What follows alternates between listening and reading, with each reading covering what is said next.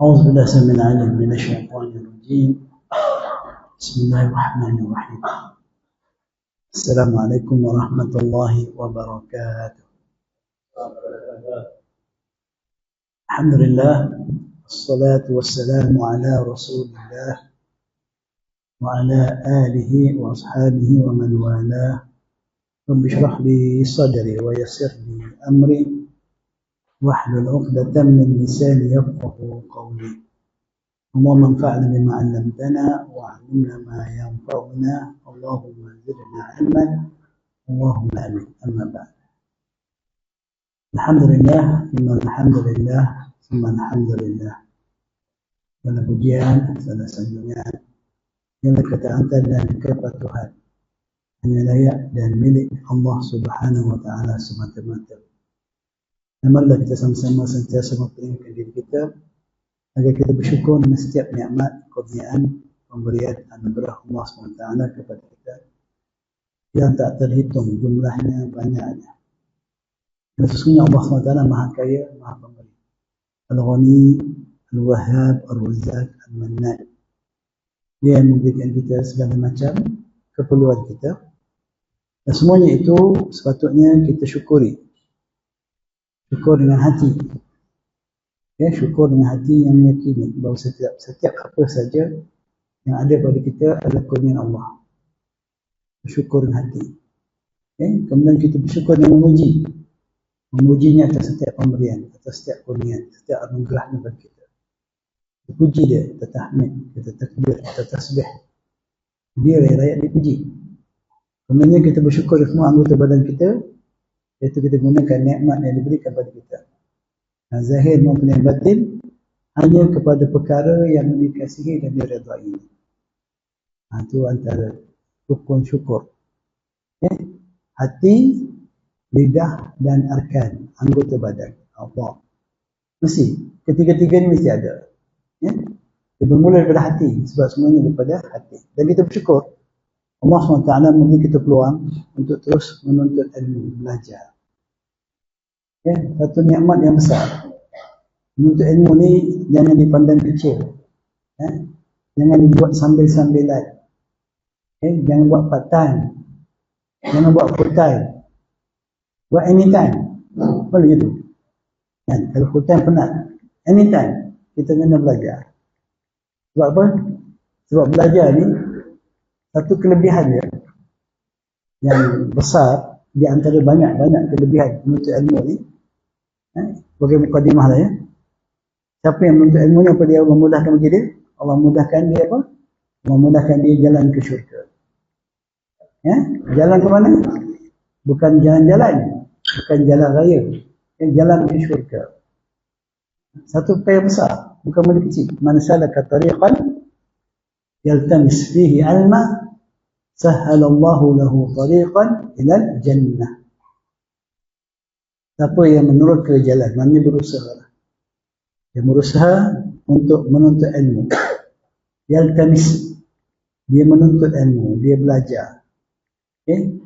Istilah tu al-nams, yaltamis. Dia tak perlu apa study hard, dia tak perlu. Tapi dia bersungguh-sungguh. Ya, dengan hati yang ikhlas. Ya, mencari ilmu, sahhalallahu lahu tariqan ilal jannah. Allah akan mudahkan bagi dia jalan ke syurga. Jadi orang yang menuntut ilmu ni, dia sentiasa berada atas jalan yang akan membawa dia pada hujungnya, destinasinya kepada syurga. Kalau kita tahu ini jalannya, kita nampak di hujung jalan kita ni syurga, mau tak kita belajar hanya setengah jam, 1 jam, 2 jam, 3 jam? Pasal tak nampak tu kita had masa. Pasal tak nampak hujung kita ni syurga. Lepas tu kata okey setengah jam Ustaz. Lebih setengah jam, 1 jam, 40 minit orang dah tak boleh fokus. Nah, kita kata itu kajian ahli. Manusia ni boleh fokus 40 minit je, 1 jam je. Lebih daripada itu dia tak boleh. Betul ya? Kalau kita nampak syurga depan kita sekarang, adakah kita boleh terima apa yang dikatakan fakta oleh manusia itu? Kita tak terima. Tapi oleh kerana kita tak nampak. Kita tak nampak syurga. Dia bukan nak suruh buat kelas lama-lama. Tidak, nak bagi tahunya. satu kelebihan yang kita mungkin tak rasa. Ya. Cuma nak beritahu kita perlu banyak berada dalam majlis ilmu. Kita perlu banyak berkorban, berusaha untuk menuntut ilmu. Kalau ilmu ini dia jalan untuk ke syurga, kita perlu faham. Setiap jalan yang lurus tu ada sempang-sempangnya. Okay? Ada sempangnya. Nabi pernah menggaris ke satu garis yang lurus, Nabi kata hadza sirati. Kemudian di garis kiri kanan jalan, di garis yang lurus itu, garis-garis pendek, dan Nabi kata hadza subul mutafarriqah. Ini cabang-cabang, susu keluar yang banyak. Pada setiap susu keluar itu ada doa ila abwabil jahannam. Di sepanjang perjalanan kita untuk ilmu tu, jalan yang lurus, ujungnya babul jannah, pintu syurga itu, ada yang menunggu di sempang-sempang jalan. Ad-du'at, para da'i, para penyeru. Ila abwabil jahannam, yang menyeru kita ke pintu-pintu neraka. Padahal kita dah ada kat laluan, yang kalau kita istiqamah, kita ikhlas, kita bersungguh-sungguh, kita pasti akan sampai ke pintu-pintu syurga. Tapi ramai yang menunggu, ajak kita, yalah, kau dah belajar pun sampai bila, kau tak jadi pandai. Kau dah belajar agama nak buat ke mana? Apa nak belajar, kau dah tua. Kau semayang, puasa cukup lah. Nak belajar buat apa ni? Kau jangan minum arak, jangan zina, cukup lah. Tak belajar. Kau baca lah Quran hari-hari, 1 huruf 10 pahala. Buat apa nak belajar? Dia akan menyuruh kita. Kau belajar kat sini jadi sesat kau. Kau belajar kat sini tak sama dengan orang lain. Orang lain semua lagi banyak, lagi hebat. Kat sini sesat, rugi. Macam-macam lah. Pada doa ila abwabil jahannam. Pada kita hendak Allah letak di atas laluan menuju ke abwabil jannah, pintu-pintu syurga.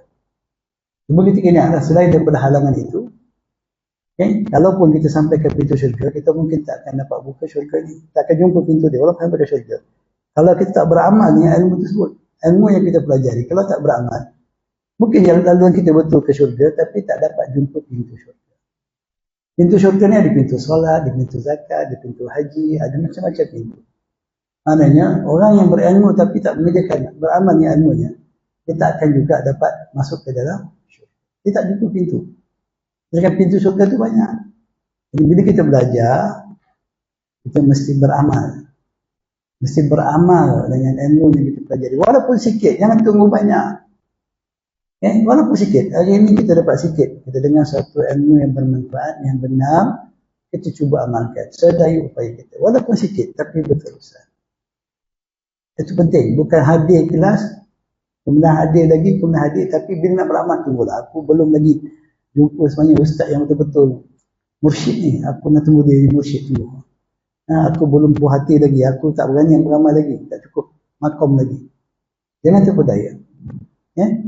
Bila kita dah jumpa pintu syurga, kita dah berjalan ikut laluannya sampai syurga, kita perlu kunci nak buka pintu tersebut. Semua pintu ada kunci. Maka kunci untuk membuka pintu syurga ialah tauhid la ilaha illallah. Allah akan hanya beri kepada orang-orang yang benar-benar menuntut ilmu dan beramal dan mengamalkan tersebut. Allah akan beri di kunci tauhid ini. Orang yang belajar kerana Allah, yang menuntut ilmu kerana Allah, yang beramal kerana Allah, maka dia akan diberikan kunci yang boleh membuka pintu syurga yang dia boleh masuk mana-mana pintu yang dia kehendaki. Itu gambarannya. Jangan pandang rendah tentang majlis ilmu. Tapi pastikan yang kita pelajari itu ilmu yang bermanfaat, ilmu yang betul, yang benar. Berapa ramai yang sangka mereka berada dalam majlis ilmu tapi bukan ilmu yang sebenarnya. Banyak sekali macam-macam ilmu. Itu sebagai mukadimah, moga-moga jadi motivasi untuk kita nampak betapa pentingnya kita belajar menuntut ilmu yang benar. Kita masuk pusat 91 lagi ni. Surah Yasin lagi. 93. Masya Allah. Betul. Surah Zukhruf. Surah Zukhruf, surah yang ke-43 ayat 20. Okey. Firman Allah SWT, وَقَالُوا لَوْ شَاءَ الرَّحْمَنُ مَا عَبَدْنَاهُمْ مَا لَهُمْ بِذَلِكَ مِنْ عِلْمٍ إِنْهُمْ إِلَّا يَخْرُصُونَ. وَقَالُوا, dan telah berkata oleh mereka, لَوْ شَاءَ, kalaulah telah mengendaki oleh Ar-Rahman, oleh Allah yang Maha Pemurah.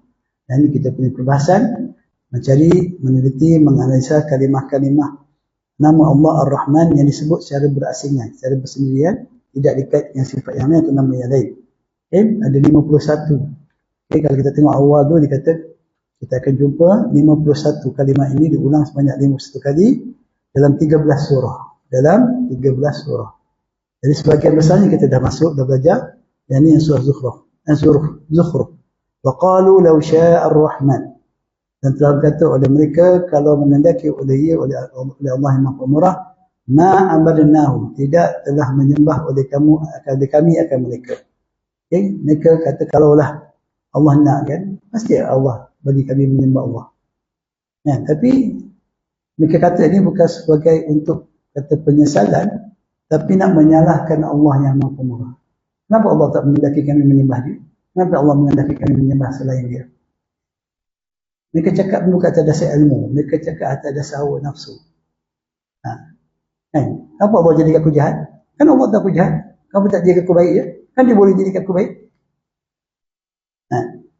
Manusia selalu beralasan kan? Akthar syai'in jadala. Manusia ini makhluk yang paling banyak jadala, alasan, bantahan. Dia tak akan mengaku kesalahan dia. Dia sombong. Dia batrul haq. Dia menolak kebenaran. Bawalah macam mana pun ayat-ayat, barahin, bukti-bukti kebenaran. Dia punya alasan yang banyak. Sampai dengan Allah pun dia kata, kalau macam tu kenapa Allah tak jadikan aku yang menyembah dia saja? Kenapa dia biarkan aku menyembah selain daripada dia? Jadi semua ini berlaku dengan kehendak Allah. Maka dia nak menyalahkan Allah Subhanahu Wa Taala. Maka Allah jawab, ma lahum bidzalika min. Tidak ada bagi mereka dengan apa yang dia katakan itu, yang mereka dakwa itu min ilmu. Tak ada, mereka tidak ada ilmu. Mereka tidak lain inhum illa yakhrusun. Sesungguhnya mereka itu tidak lain melainkan mereka itu orang-orang yang berdusta. Siapa saja yang menolak kebenaran, maka dia tidak ada di pihak lain kecuali pihak dusta, kebatilan. Kalau kita tolak kebenaran, kita tidak akan berada di tempat lain kecuali dusta, tipu daya, kebatilan. Setelah datang kebenaran, dan kebenaran itu datangnya daripada Allah, ilmu yang daripada Allah, yang semuanya benar, tidak ada sebarang keraguan padanya, kita masih punya alasan. Maka tidak lain kita ini hanyalah berdusta. Jadi jangan pandang remeh. Bila Allah dah bagi kita dalil, dah bagi kita bukti, ayatun bayinat, keterangan-keterangan yang jelas, berdasarkan Al-Quran, berdasarkan dalil, kita masih memilih ikut hawa nafsu kita.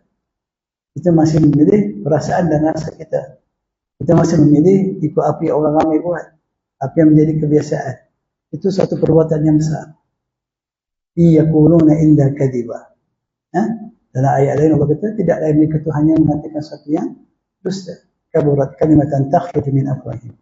Besar benar perkataan-perkataan yang keluar dari mulut mereka. Alasan-alasan untuk menolak kebenaran. Yaquluna illa kadhiba. Tidak lain mereka berkata kecuali perkataan-perkataan yang dusta semata-mata. Tidak ada selepas hak kecuali batil. Tidak ada selepas kebenaran kecuali batil, kebatilan, sesuatu yang dusta. Jadi jangan, kadang kita tak perasan. Kadang-kadang beritahu, ini tak boleh lah, Allah larang ni. Aku tahu lah larang, tapi aku tahu macam ni. Aku tahu macam ni pula. Aku rasa macam ni pula. Na'udzubillah min zalik. Kadang kita tak perasan. Berhati-hati. Berhati-hati. Jangan tolak kebenaran. Kerana tidak ada selepas kebenaran itu kecuali kebatilan. Wa ma ba'dal haqqi illal batil. Tidak ada selepas suatu kebenaran yang datang daripada Allah itu kecuali kebatilan. Apa saja yang datang selepas daripada apa yang datang daripada Allah itu bukan ilmu. Ingat, apa saja penemuan, kajian, kesimpulan, pandangan yang bertentangan dengan apa yang telah datang daripada Allah, itu semuanya adalah kebatilan. Kita kena latih diri kita menerima hakikat ini. Setelah qala Allah wa qala Rasul, jangan ada qala si fulan, qala si Ahmad, qala si Ali. Tak ada. Qala si fulan. Tak ada. Apalagi qawli ini kata di pendapat kita. Kamu dah ada Quran ada sunnah. Kamu pendapat apa kamu? Dah ada Quran dah jelas. Jadi Allah yang Maha Pemurah ini, Dia telah beri peringatan kepada kita kerana kepemurahannya. Jangan berkata dengan perkataan dusta. Jangan kamu menyalahkan aku atas pilihan kamu sendiri.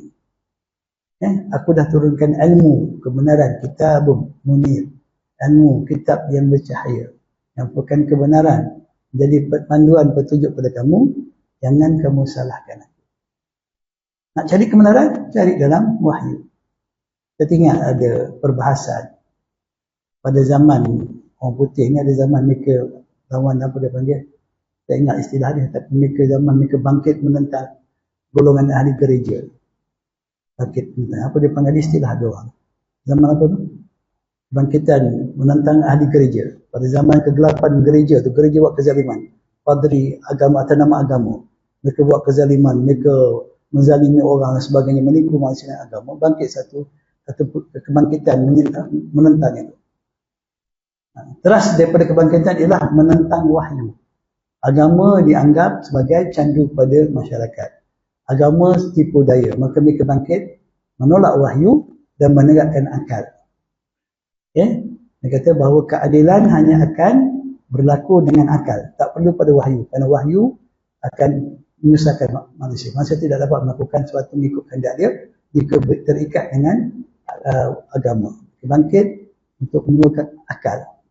Akhirnya mereka sedar bahawa akal tidak dapat mencapai matlamat mereka nak. Itu keadilan bagi setiap individu.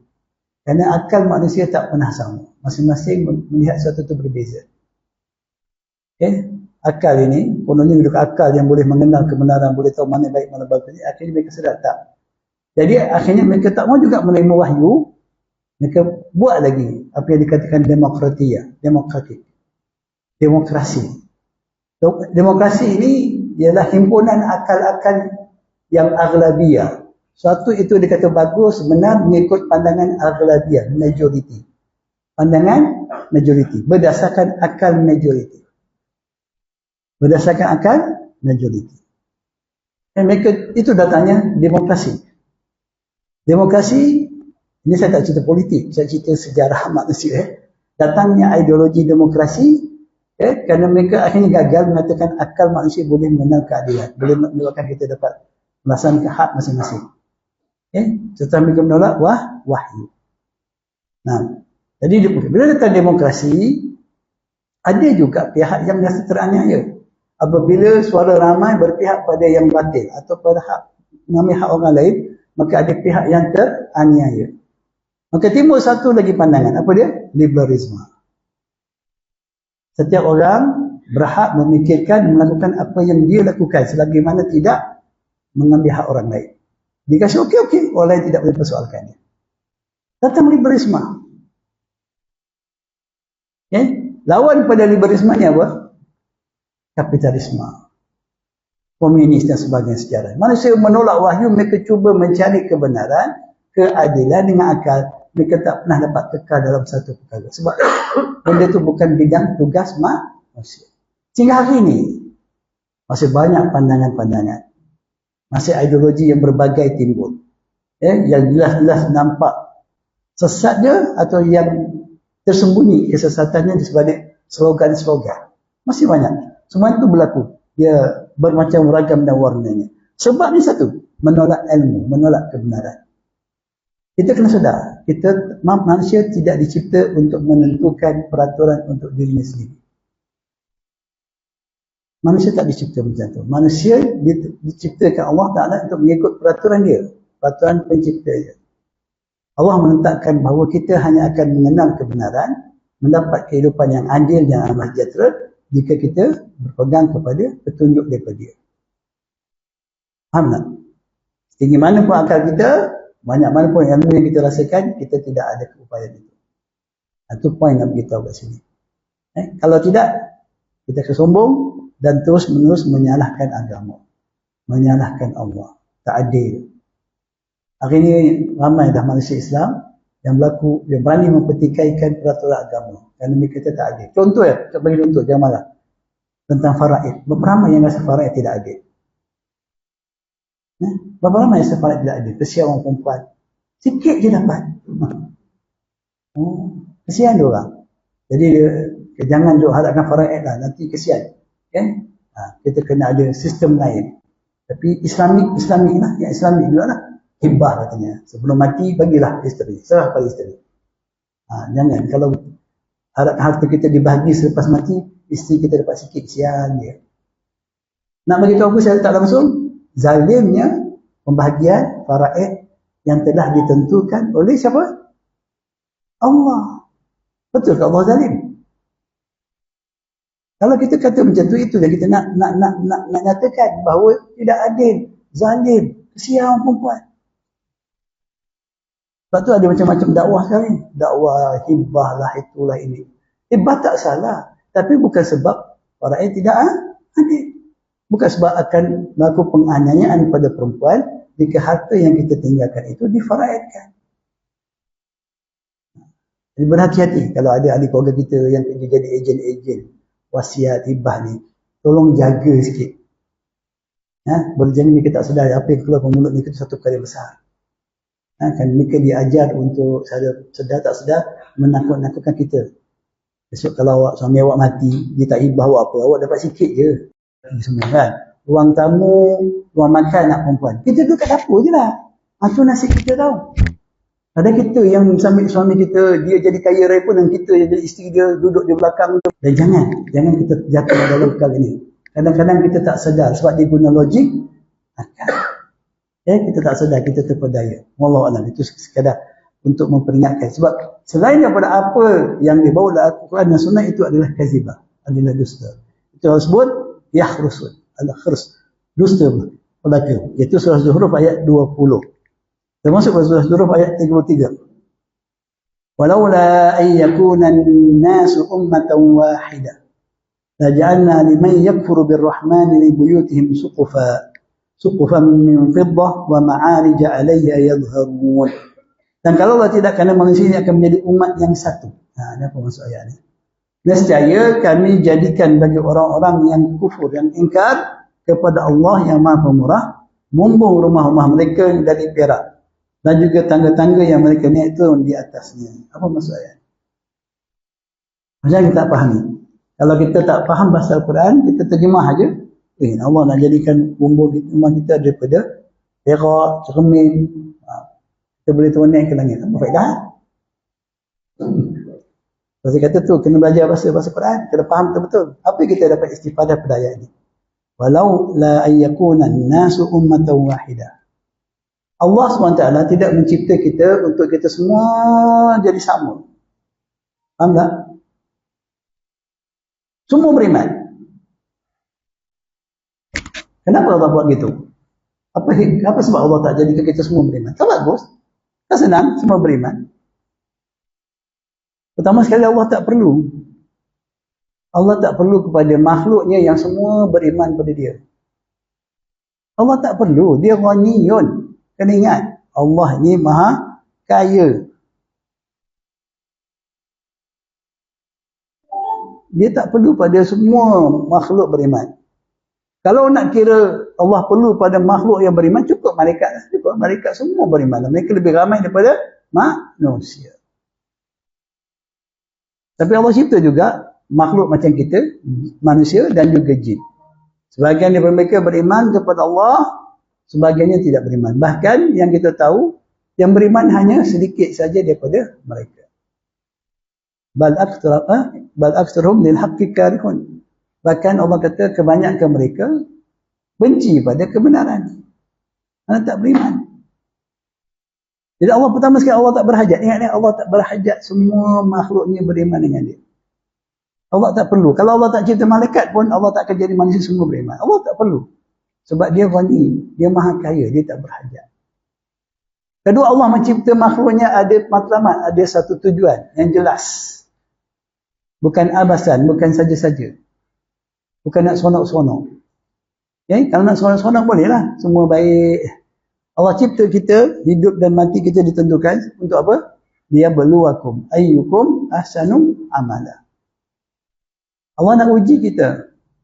Siapa di antara kita yang paling baik amalannya? Ujian tu bukan untuk Allah, untuk kita. Nak tunjukkan kekuasaan dia.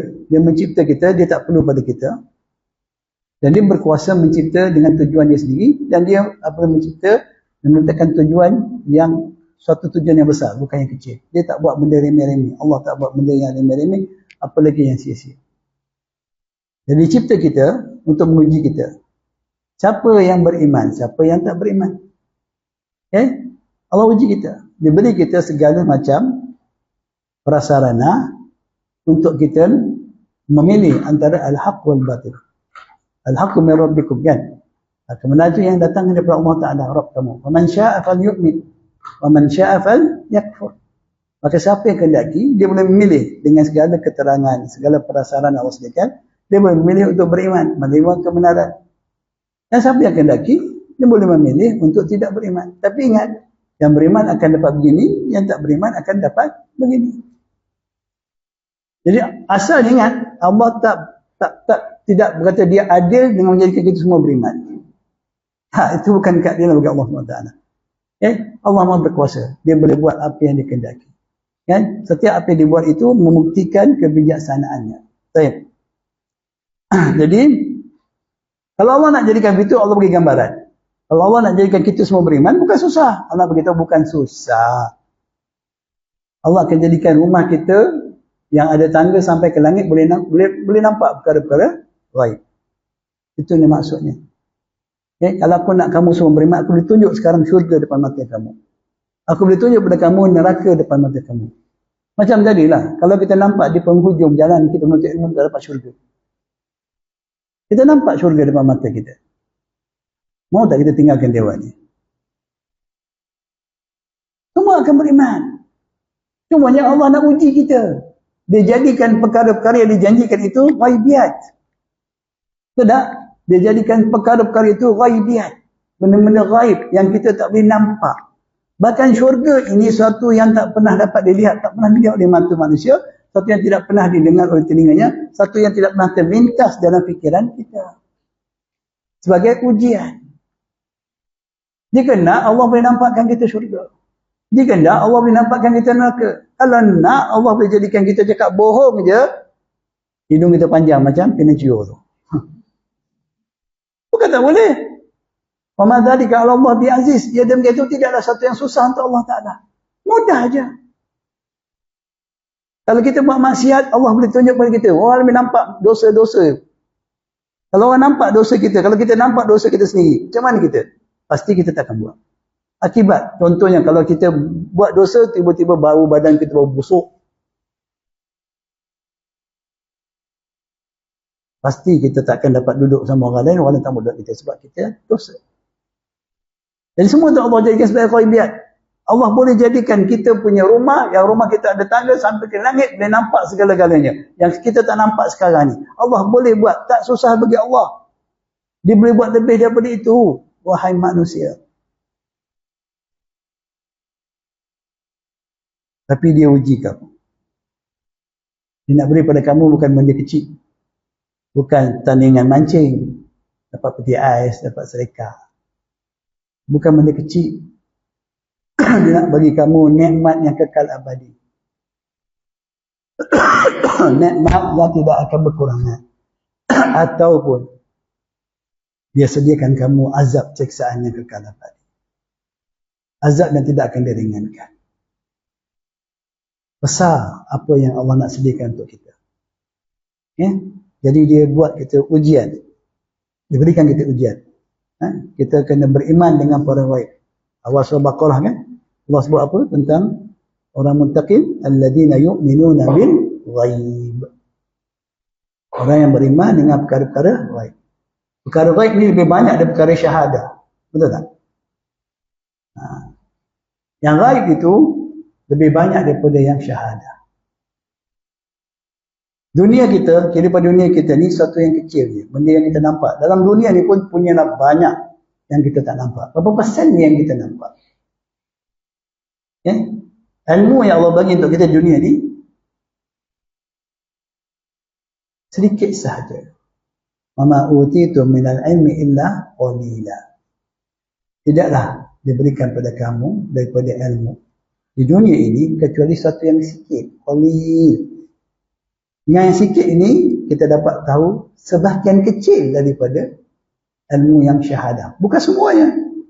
Sebahagian kecil.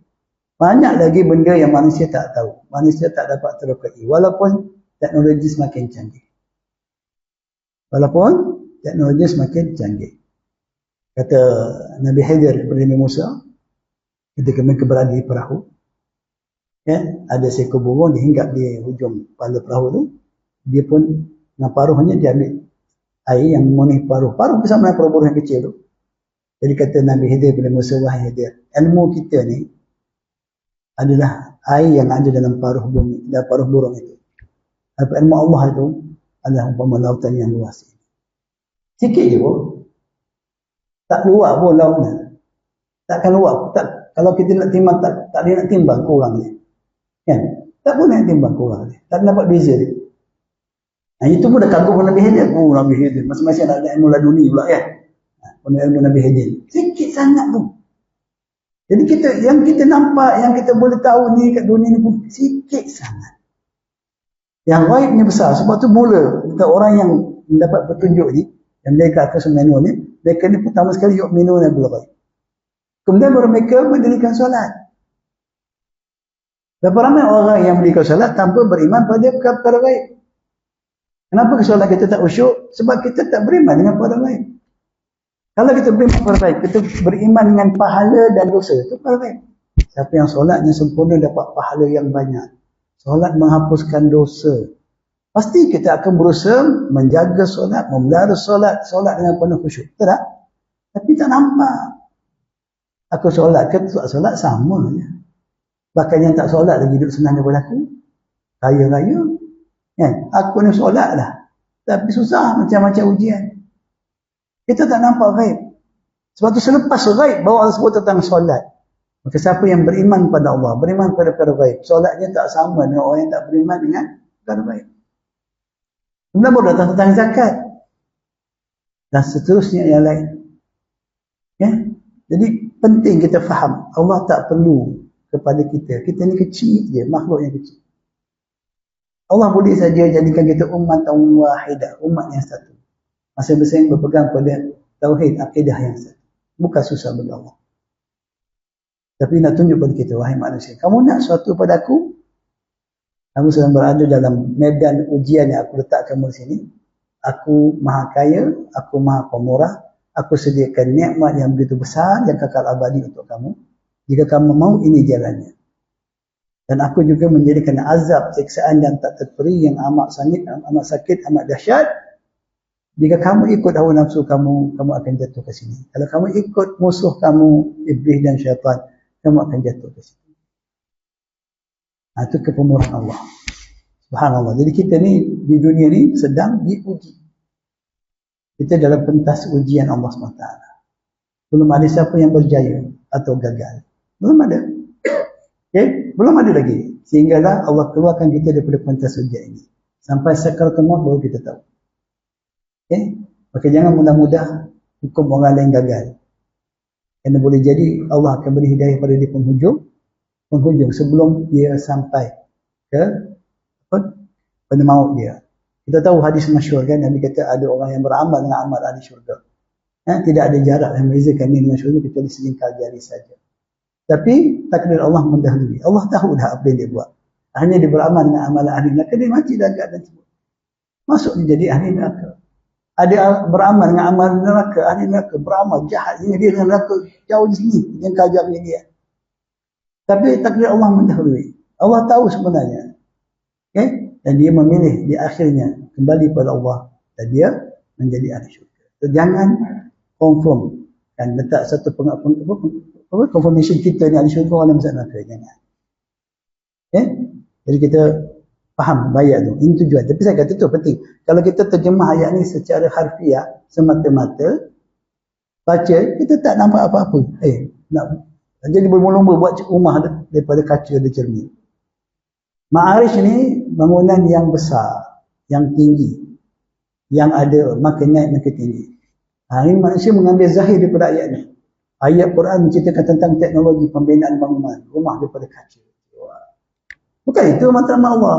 Allah nak suruh kita faham. Aku boleh nampakkan kamu segala perkara yang kamu tak nampak sekarang, supaya kamu beriman pada aku, takut pada aku. Tapi itu tak perlu kan? Dan aku tak berhajat kepada kamu. Itu lebih kurang lah. Surah Zukhruf ayat yang ke-33. Surah Zukhruf ayat 36. Wa man ya'shi an dzikrir rahmani. Ini satu peringatan besar untuk saya dan semua. Wa man ya'shu an dzikrir rahmani nuqayyid lahu syaitanan fa huwa lahu qarin. Siapa yang tidak mengindahkan, tidak memperdulikan, bukan tolak, bukan tak yakin, bukan tak terima, ya'shu.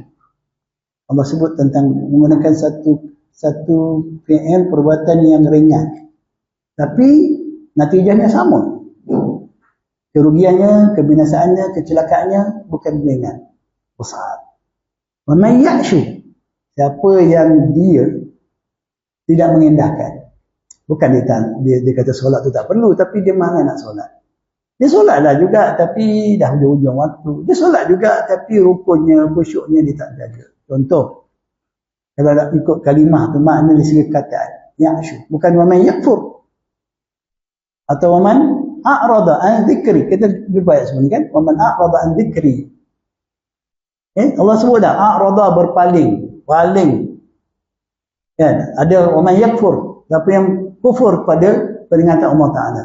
Tapi dalam ayat ni Allah kata bukan tak perlu sampai kufur. Kalau kamu meremehkan, tak pandang indah, tak peduli tentang peringatan Allah yang pemurah ini, bukan tak nak belajar kan, tak ada masa. Tapi bila saya ada masa, saya belajar lah. Contoh, bukan saya tak nak ikut agama, peraturan, tapi buat masa ni tak boleh lagi lah. Saya yakin agama tu bagus. Betul Ustaz cakap tu betul. Saya yakin, tapi buat masa ni. Dia tak tolak, tapi dia hanya menangguhkan perkara itu kerana dia tidak rasa kebesarannya, kepentingannya. Apa jadi kat dia? Mamay ya'shu an dzikrir rahman, siapa yang tidak mengindahkan peringatan atau pengajaran dari Allah yang Maha Pemurah, nuqayyid lahu syaitana, kami akan adakan baginya syaitan. Nuqayyid di mana kami jadikan, lantik dia jadi qarin, bahwa lahu qarin, menjadi teman rapat. Qarin, setiap pada kita ni memang ada qarin. Kita lahir ada dua qarin. Satu qarin daripada malaikat, satu qarin daripada syaitan. Setiap pada kita yang sentiasa bersama kita. Bukan qarin kat pengwayang tu. Ini memang ada. Kita lahir, setiap kita lahir ada malaikat yang Allah tugaskan menjaga kita. Selain pada yang kiri kanannya, ada qarin yang bersama kita. Dan ada juga syaitan yang bersama kita. Yang tak bersama syaitan ni hanya tak bersama dengan siapa? Maryam dan Isa AS. Maryam ibu Nabi Isa, dan Isa AS. Mereka tak ada qarin yang lahir bersama mereka dan datang, tak ada. Lain daripada mereka, kita semua ni ada qarin. Bila kita dah berakal balik, kita meremehkan peringatan-peringatan Allah, qarin di kalangan syaitan itu akan jadi kawan rapat kita. Dia akan jadi our personal advisor, penasihat peribadi kita, PA kita. Setiap tindak tanduk kita akan lebih mengikut kehendak dia, bukan malaikat. Malaikat akan meninggalkan kita. Malaikat akan meninggalkan kita. Bila yang menjadi penasihat kita qarin dari kalangan jin ini, syaitan, iblis, maka celakalah kita. Kita tak akan mudah untuk buat perkara yang dikehendaki oleh Allah. Kita nak buat benda baik, nak benda yang disuruh Allah, berat dan susah. Nak baca Quran pun susah, nak berzikir pun payah, nak berdoa pun tak reti.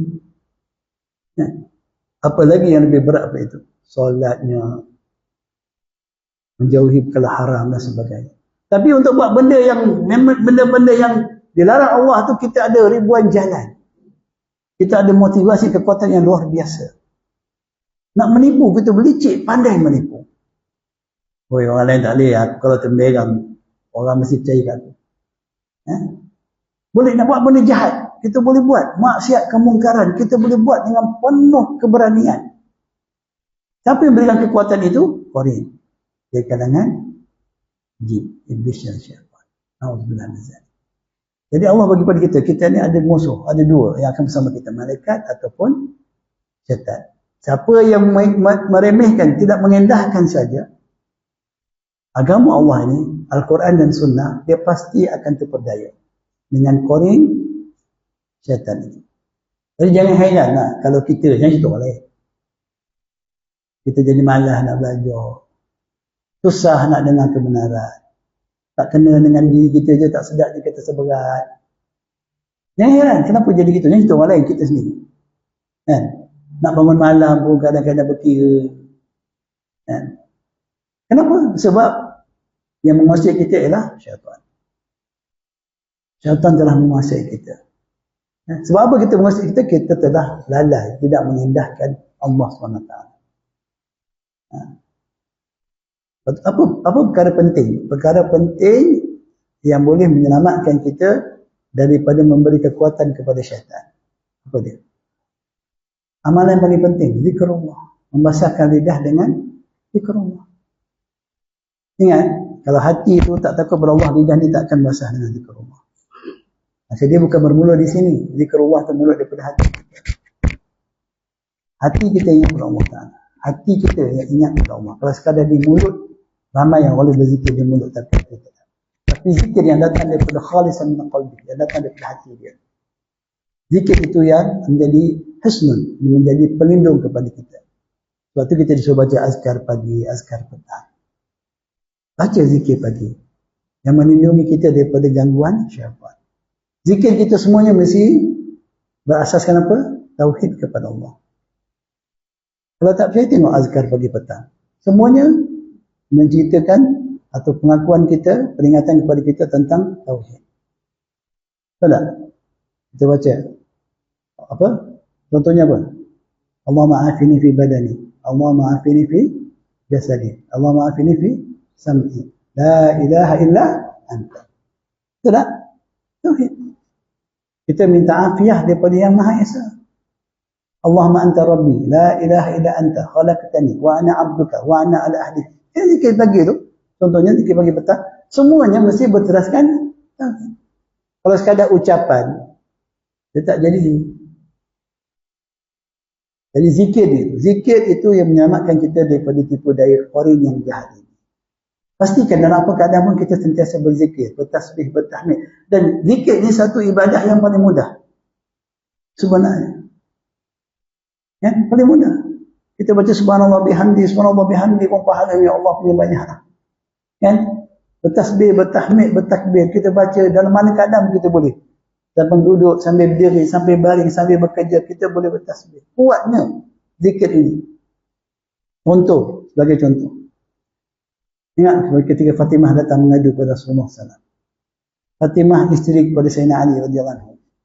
Fatimah ni anak bongsu Nabi SAW. Anak kesayangan, anak manja, anak emas.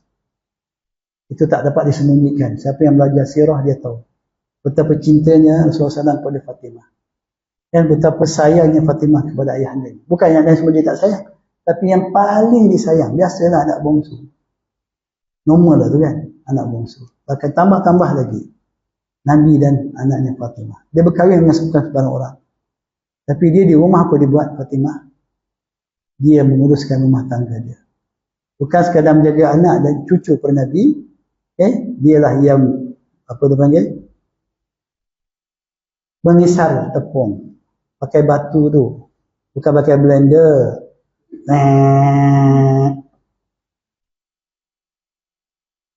Kita sekarang pakai blender. Tekan je. Bukan susah. Lagi susah beli je dah siap. Cili, giling. Semua dah siap. Rempah dah ada. Fatimah tu, anak Nabi. Isteri Sayyidina Ali. Tangannya sakit luka. Kerana buat kerja rumah. Bukan setakat tu. Bahkan dari riwayat kata, dia yang mencari makanan untuk kuda Sayyidina Ali. Ketika Sayyidina keluar.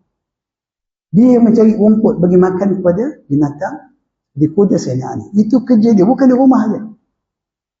Sehingga sakit tangan anak emas ni. Anak kesayangan Nabi. Sakit tangan dia. Penat letih. Dia serang perempuan. Memang penat kan? Orang lelaki tak penat. Angguk je kata perempuan penat. Orang lelaki pun penat juga. Tapi itu penat orang perempuan.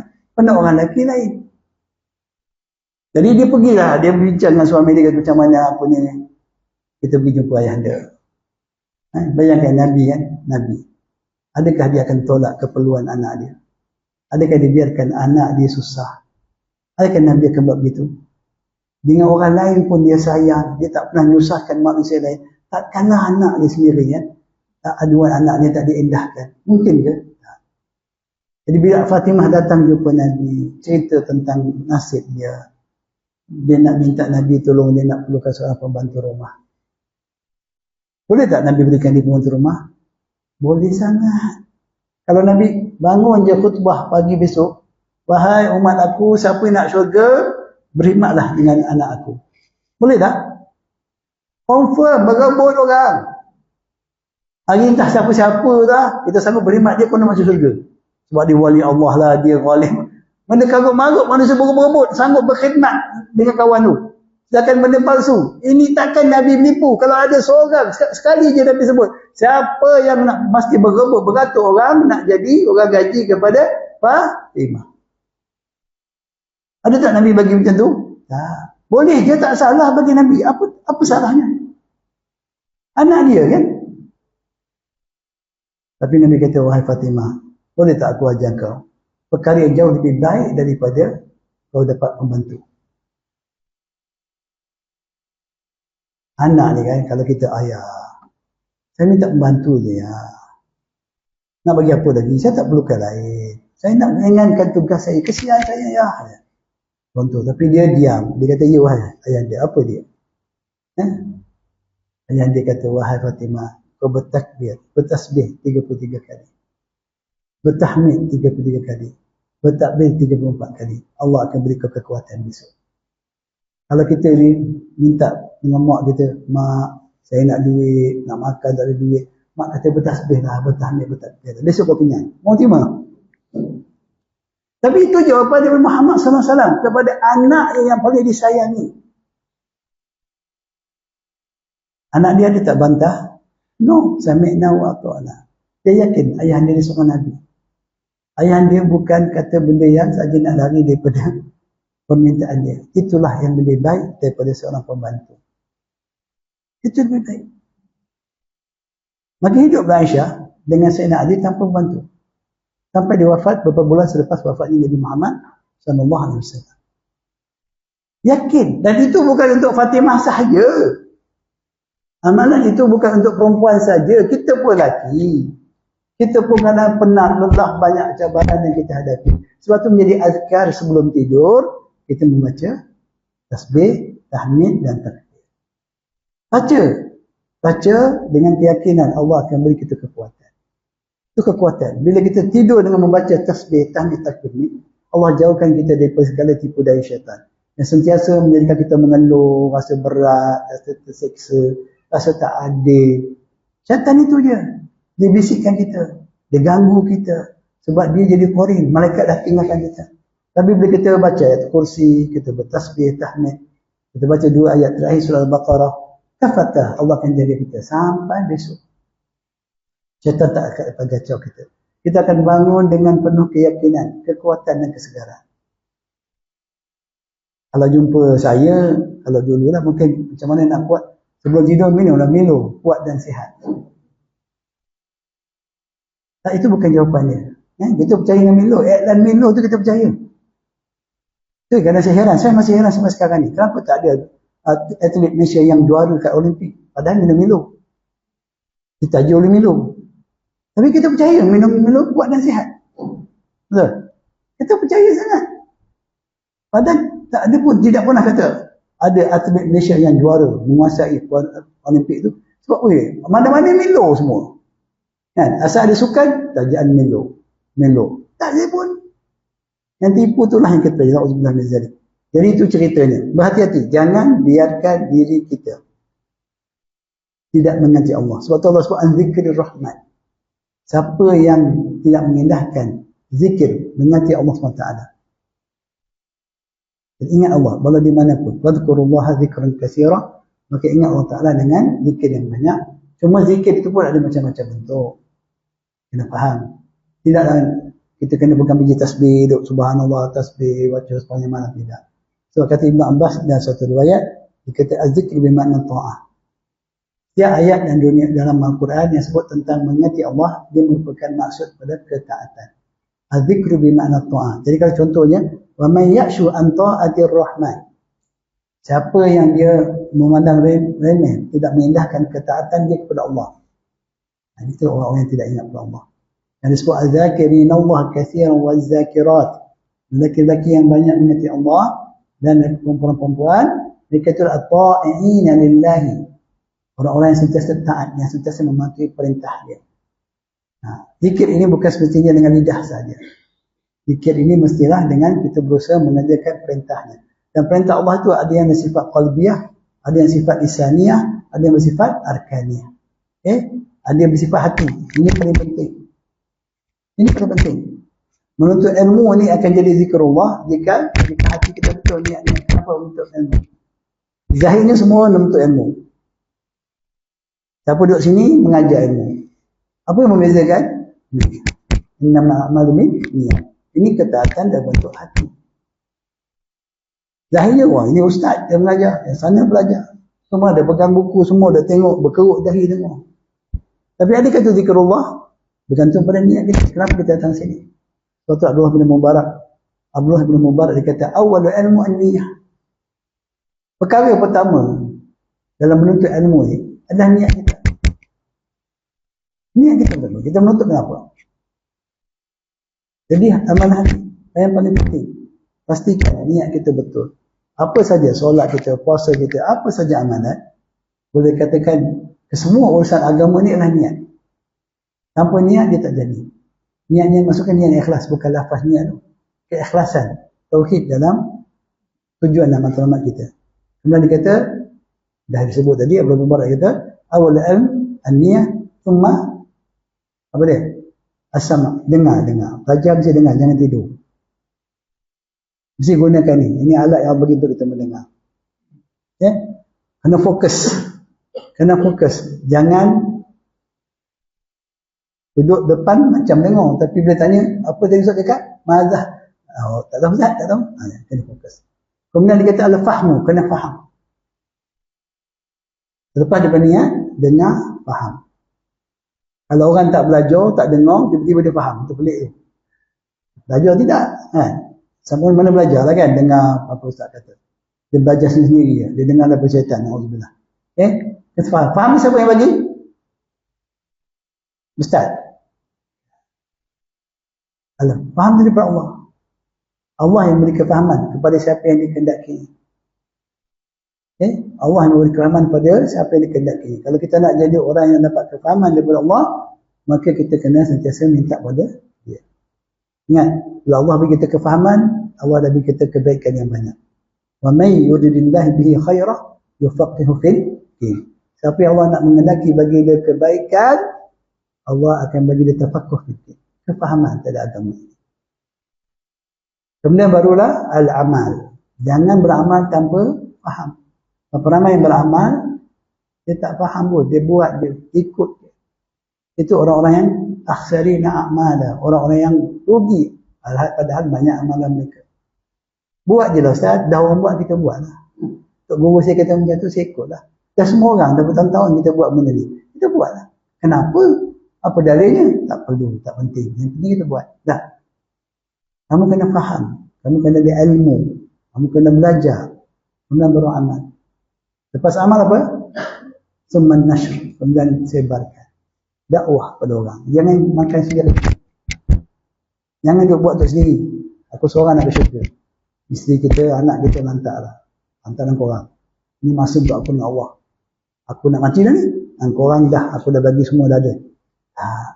Kita kena sampaikan. Itu kata watawasau bil haq. Watawasau bis sabr. Itu tanggungjawab kita. Ya'muruna bil ma'ruf. Wa yanhauna 'anil munkar. Itu tanggungjawab kita. Kalau kita beribadah macam mana banyak pun, tapi amanah kita menyampaikan kebenaran kepada ahli keluarga kita khususnya yang tak kita jalankan, kita orang yang rugi. Jadi amal hati itu penting. Niat itu penting. Zikir itu bermula dari hati. Orang yang sentiasa ingat Allah Ta'ala, orang yang sentiasa mengikhlaskan tujuannya, qasadnya, niatnya kerana Allah. Bila itu yang bermula di hati kita, apa jadi pada kita? Nak tahu apa buah pertama? Buah pertama daripada hati yang ikhlas. Apa dia? Buat kerana Allah. Pastilah dia hanya akan buat apa yang Allah perintah. Ya. Kalau nak buat satu kerana Allah, takkan kau buat benda yang Allah tak suka. Betul tak? Itu benda yang paling logik. Matematik yang paling jelas. Bukti kamu ikhlas. Kalau kamu ikhlas, kamu pasti akan berusaha melakukan apa yang diperintahkan Allah. Tapi hari ini orang buat benda-benda yang Allah larang dengan penuh keikhlasan. Itu ajaib. Itu ajaib. Buat mungkar, benda bid'ah dengan bersungguh ikhlas. Semua ikhlas, bersungguh-sungguh. Itu tak betul. Itu keikhlasan yang palsu, yang batil. Itu buah yang pertama. Kalau betul-betul kita ini orang ingat Allah, kita akan mencari apa yang Allah suka, apa yang Allah redha, itu yang kita buat. Dan kita akan buat kerana Allah. Kedua, kita tak akan mengharapkan apa-apa sanjungan, pujian, balasan daripada makhluk. Itu buah kedua. Sebab kita buat lillahi ta'ala. Kita tahu apa yang di sisi Allah jauh lebih baik, lebih besar, lebih berharga daripada apa yang manusia boleh beri pada kita. Kita tak harapkan. La nuridu minkum jaza'an wa la syukura. Kami tak mengharapkan daripada kamu jazaan. Apa juga balasan, walaupun thank you pun tak payah. Kamu tak ucap terima kasih, aku tak ingat. Aku buat kerana Allah SWT. Bila kita buat sesuatu kerana Allah Ta'ala, semuanya jadi ringan, tak yang berat. Betul tak? Kalau kita menghadapi masalah, ujian, dalam apa urusan pun, berat. Apa benda pertama kita nak koreksi? Niat kita. Boleh jadi niat kita bercampur sikit dengan habuk-habuk kotoran duniawi. Ada habuk je, kotoran duniawi saja, kita dah akan rasa berat. Saya terkejut dengan handphone ni. Saya nak ambil gambar, tiba-tiba dia kata bersihkan lens anda. Ui, dia boleh detect. Saya tengok tak ada apa-apa pun. Ambil tisu, baru boleh ambil gambar. Dia boleh detect. Kalau kita boleh detect, niat kita ni dengan habuk-habuk tu kan bagus. Saya terfikir dulu lah, ya Allah, kalau aku boleh detect niat aku ni, ada mana-mana habuk yang merosakkan dia, mengganggu dia, alangkah bagusnya. Tapi tak ada, kita kena yakin. Kalau macam ni pun boleh kan. Saya fikir, ya Allah, bestnya. Kadang-kadang kita rasa berat. Solat kita berat, nak tolong orang, susah. Kadang-kadang kita menyesal. Orang datang minta sedekah, kita tak bagi. Dia pergi baru menyesal. Alamak, kenapa aku tak bagi walaupun RM1? Apa sebab kita kadang kehilangan peluang untuk buat kebaikan? Sebab ada kotoran dalam hati kita. Niat kita tu ada kotoran. Kadang-kadang kita menyesal. Kadang-kadang orang, dia tak menyesal langsung, itu kotor semua lah. Ini semua sindiket, ini semua penipu. Betul, betul. Tapi takkanlah semua macam tu. Ada orang perlu, ada yang contoh kan. Tapi kalau hati kita bersih, kita akan nampak. Kita akan senang, mudah buat benda yang Allah suka dan Allah redha. Itu bukti hati kita bersih. Zikrullah, itu penting. Zikrullah ni dia macam, apa dia panggil? Filter lah. Dia membersihkan hati kita. Hati kotor, tak ingat Allah. Hati yang penuh dengan dosa, dia susah. Nak istighfar pun susah. Nak istighfar. Nak buat apa istighfar? Aku tak salah. Suruh baca ayat kursi pun tak mau. Apa pula? Aku tahu aku baca. Bila mana baca? Itu biasa dengar. Keluhan. Kita rasa berat. Pernah tak rasa nak tidur, nak baca ayat kursi tak pernah habis? Nak tidur. Baca ayat kursi tapi tak habis. Kalau tak berlaku. Kenapa kita tak boleh habis baca ayat kursi? Ngantuk sangat tak? Bukan. Hati kita tak bersih. Betul, saya cakap betul lah. Tak habis ayat kursi ni. Tentu terlelap. Kenapa terlelap? Sebab hati kita kotor. Kalau hati kita bersih, dia tak akan tutup mata, tak akan tertidur kecuali habis kita baca ayat kursi, kita baca tahmid sebagainya. Wallahu a'lam. Itu peringatan tentang zikrullah. Kita berhentilah setakat ini. Ke-6. Ya. Jadi semoga Allah Ta'ala berikan kita kekuatan untuk sentiasa mengingati dia dalam semua keadaan. Semoga Allah Ta'ala berikan kita ilmu yang bermanfaat. Tapi yang betul, yang benar, yang dapat saya sampaikan itu sebenarnya dari Allah SWT. Yang salah, yang silap, yang tak jelas itu adalah atas kelemahan saya sendiri. Saya minta maaf atas semuanya itu. Wabillahi taufiq hidayah. Subhanallahi bihamdik. Asyhadu an la ilaha illa anta astaghfiruka wa atubu ilaik. Assalamualaikum warahmatullahi wabarakatuh.